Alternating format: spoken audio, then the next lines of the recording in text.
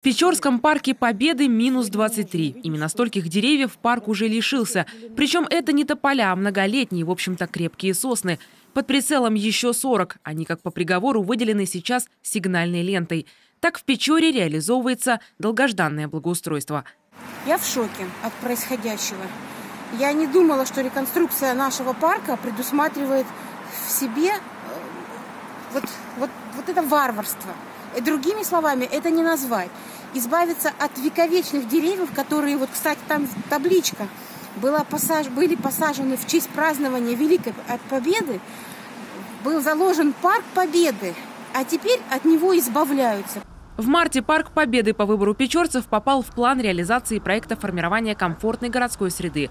Вот только люди говорят, что выступали совсем не за такую реконструкцию. В изначальном эскизе был предусмотрен ремонт пешеходных дорожек, установка скамеек, светильников и устройство спортивно-оздоровительных зон.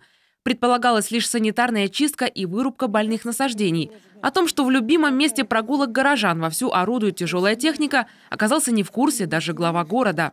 Ни о каких вырубках, подчеркиваю, ни о каком количестве деревьев, самое главное, никто речи не поднимал. Предполагалось, что дорожки по тем местам, что натоптаны, накатаны, мы их просто обустроим, не более того, а парк или зеленая зона останется, скажем, в первом приближении нетронутым. В данном случае, я лично, как глава, 3 дня назад узнал, что в парке ведется вырубка деревьев. Значит, я приехал туда, там уже действительно вырубают деревья.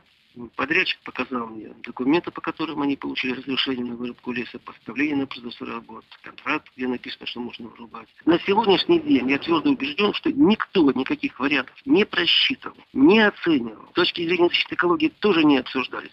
Также интересно, проекта реконструкции пока нет.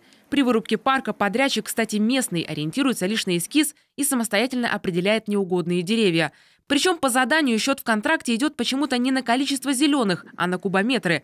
По мнению руководителя администрации Печорского района Натальи Паншиной, в городе достаточно лесных массивов, и поднимать панику по поводу вырубки не стоит. Однако на сегодняшний день работы в парке все же остановлены до полного разбирательства. Таисия Жакова, Ольга Ладыгина, телеканал Юрган, Печора.